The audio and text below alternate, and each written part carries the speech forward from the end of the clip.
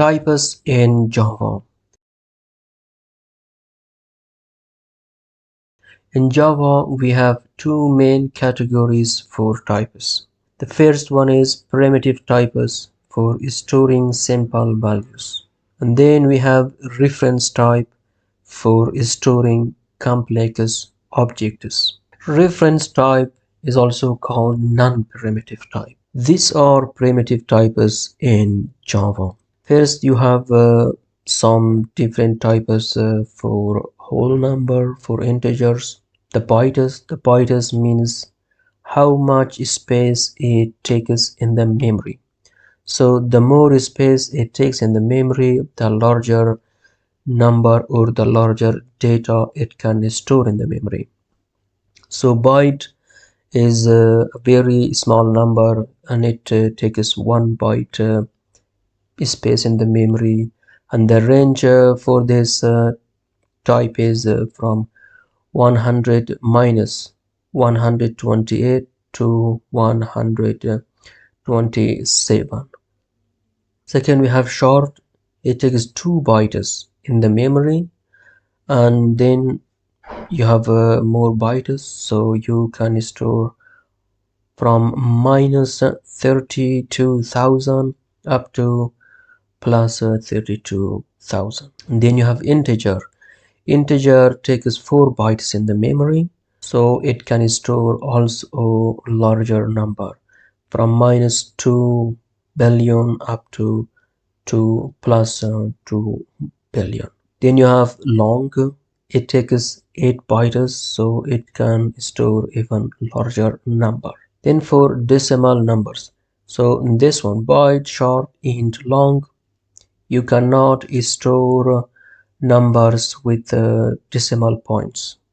No fraction number in byte, short, int, long. So for decimal numbers, you have float. It takes 4 bytes in the memory, and then you have double. It takes 8 bytes in the memory, where it allows you to store larger number in the memory.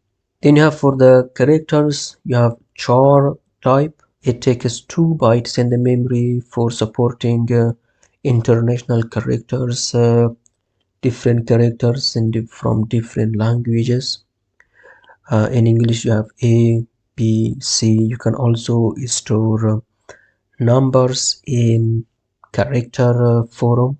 And then you have for true or false, you have boolean. It takes 1 byte in the memory, and then it can have either true or false value.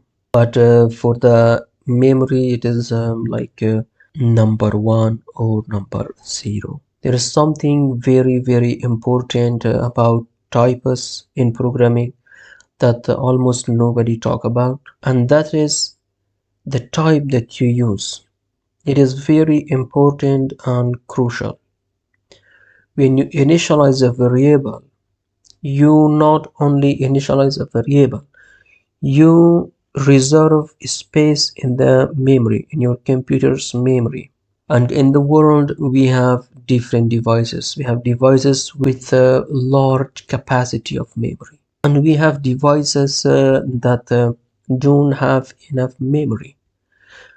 As a professional programmer, when you develop and create a software that is used by millions of people, you should be very careful with your type. For example, if you are sure that the range of your variable is not going to be over 127, you must use byte, and not for everything you use int. Int takes 4 bytes, and in a software you don't have one variable, you have hundreds, thousands of variables. And if you initialize int for all of them, even if you're just storing 0 or 1, it takes 4 bytes.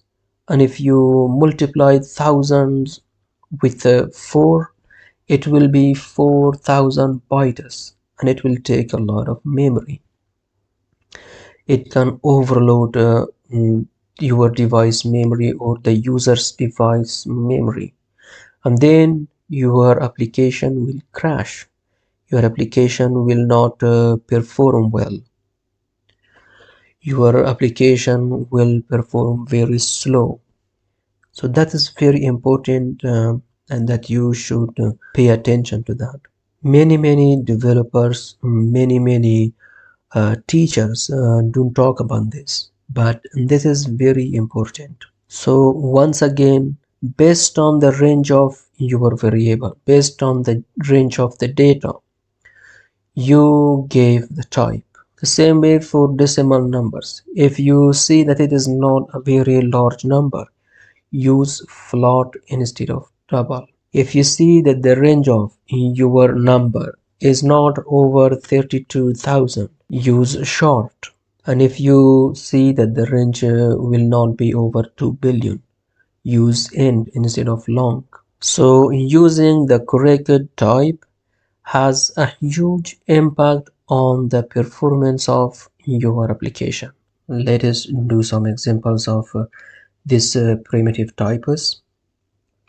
So the first one is again integer age 13, and it takes 4 bytes. And we have a better type for this, a type that stores up to 127, and it takes only 1 byte. So for the age, it is better to use byte, and it is still okay. But if you give a value that is above the range of that byte, you will see an error. For example, if I make it 300, I see here an error. It says type mismatch, cannot convert from int to byte. It will always say int to byte, but if you change this to short, it will be okay. Now you see it is okay. And then for the years, because it goes above the range of byte, we can use short 2023, and it is still okay. For example, view counts. Now you see this is a very large number. To understand this much better, you can use underscore to divide your number in categories. Like in the real world, we use a comma, but in Java, you can use underscore. Let us increase this to 3. By default, Java sees all numbers as integer. This is the literal this of type int is out of range. Let us change this to a type above integer, that is long. You see we changed this to long, but the error is still here. That is because Java sees all numbers as integer.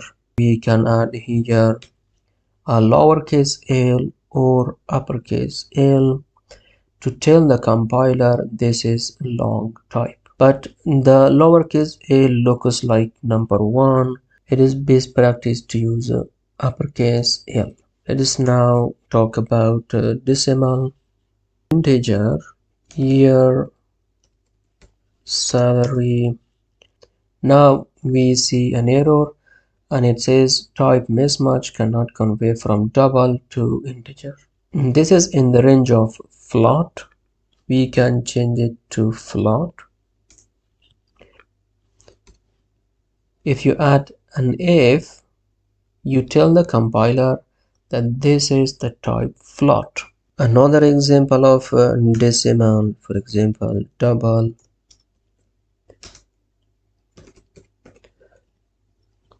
price 10.99. Here we don't see any error because the compiler sees this as double, but this number is in the range of float, and we don't need to give the type double for such a small number. So let us change this to float. float, float. For float, you need to add uppercase F or lowercase f. Probably you have noticed that I keep saying float, float, but this is pronounced float, not float. Sorry for my English. Now, as you know, for two types in Java, you need suffix for long and for float.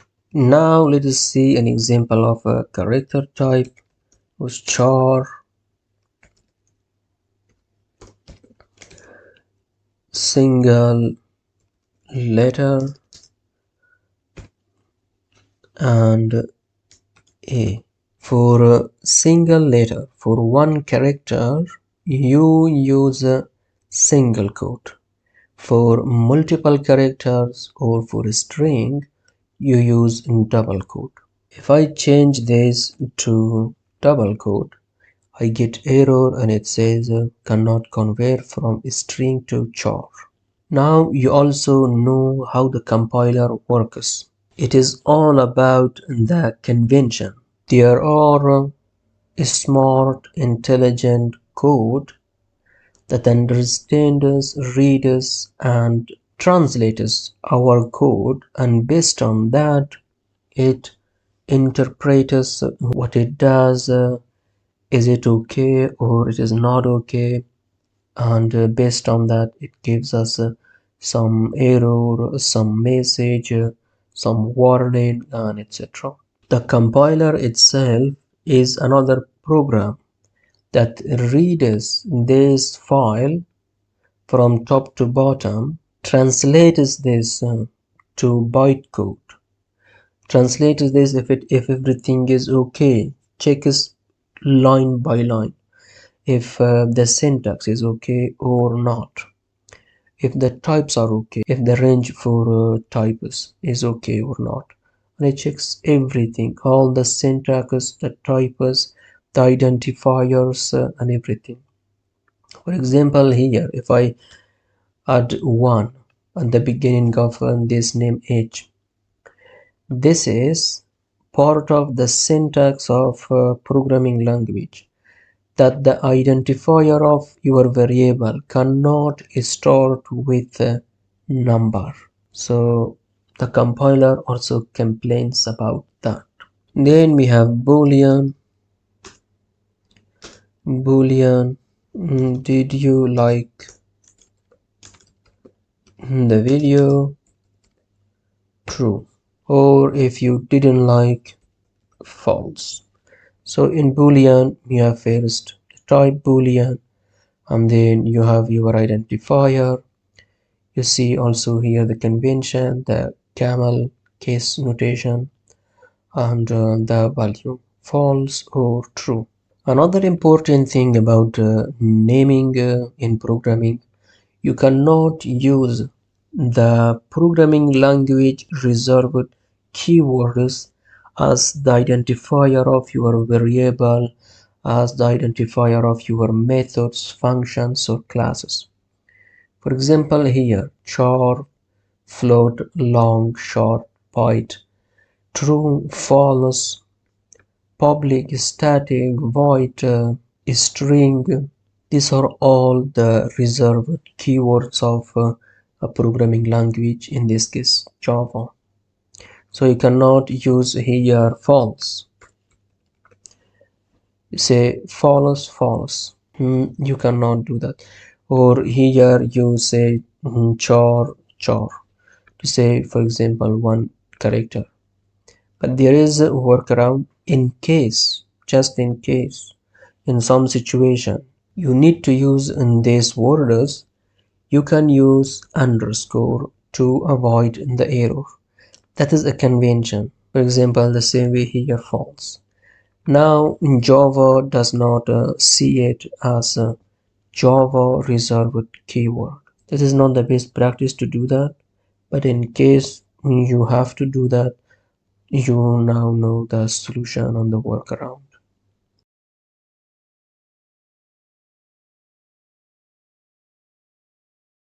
Reference or non-primitive types. In primitive types, we have 8 types, and the rest of them are non-primitive types or reference types.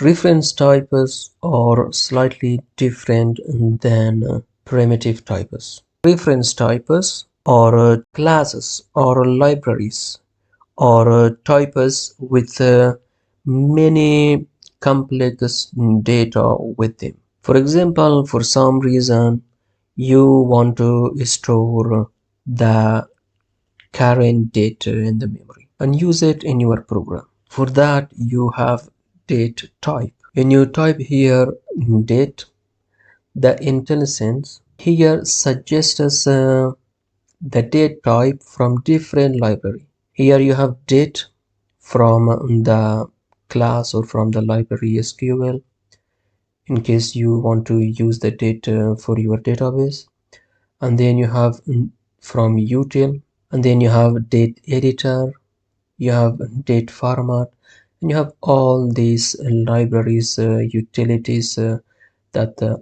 came with Java development kit. We need this one.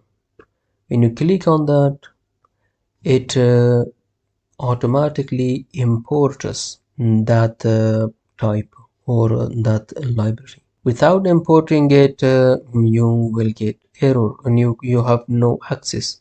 To have access to that library, to that class, to use that in your program, you need to import that. When you want to make use of your code out of your code, you need to import that. If you also have another methods inside your class, this class types in Java, and you want to use it in another file, you need to import that.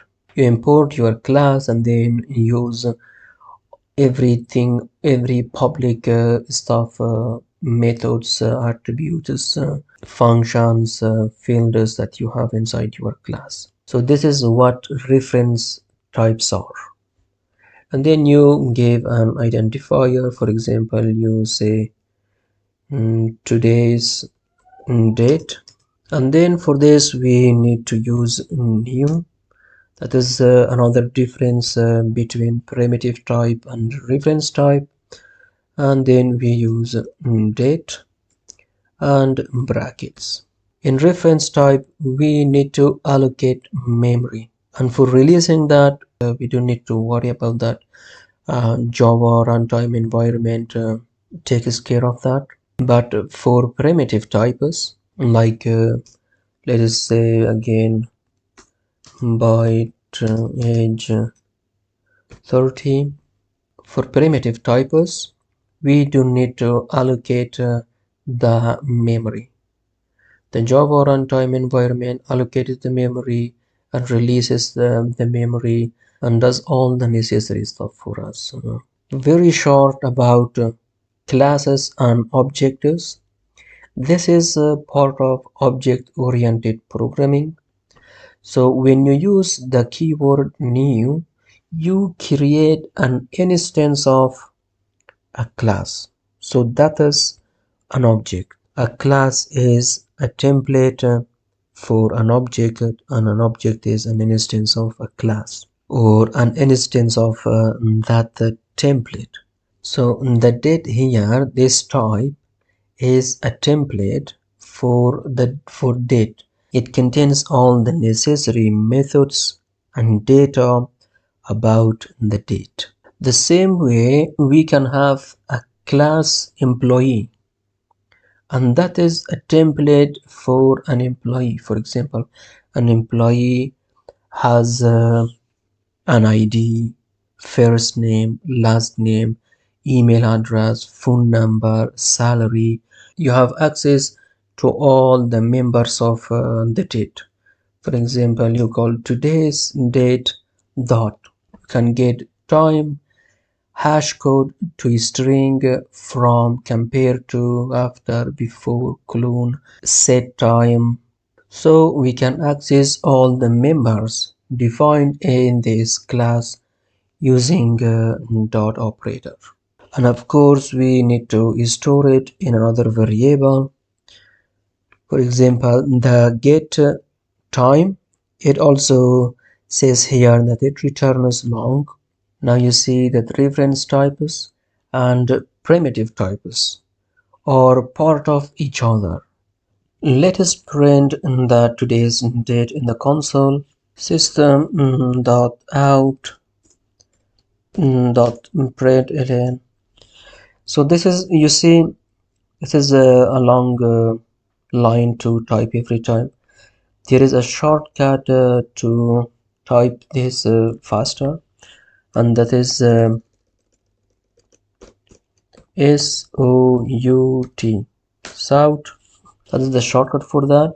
Let us also give it a label here in the console. Today's date is,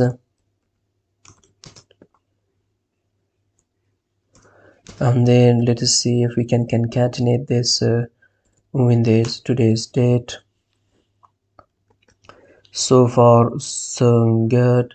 Java C,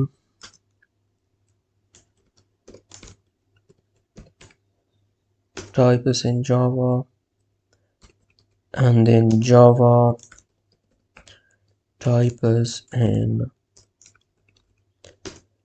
Java, and it says today's date is Tuesday, August 8, and this is the time, and 2023. This is the date on my machine. So in conclusion, primitive types store simple data, and reference types store complex object.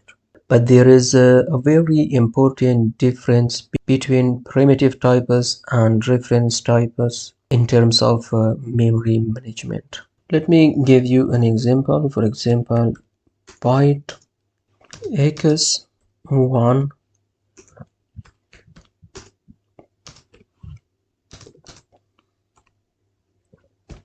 Now these two variables take different locations in the memory. These two variables are independent of each other.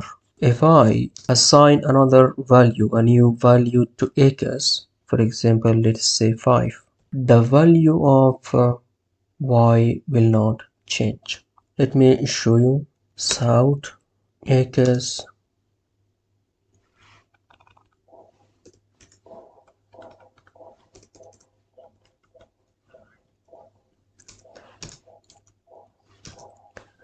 and then y.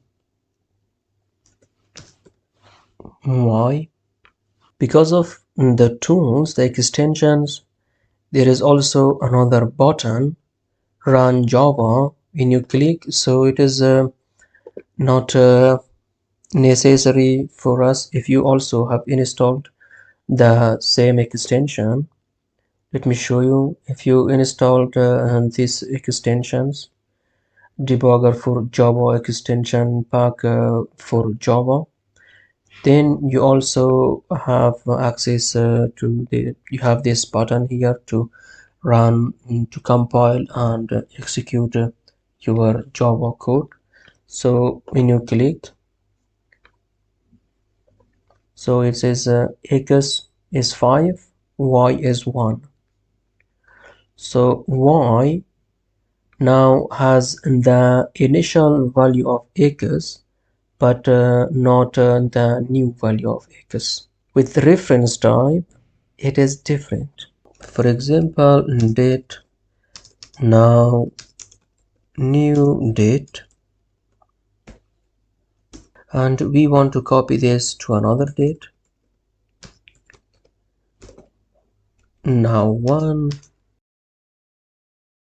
Now the differences between reference type and primitive type is, in reference type, as the name says, we reference to that variable, and this variable that we are using to copy the variable now, this only stores the address of the variable now. For example, the address of this variable now in the memory is 100.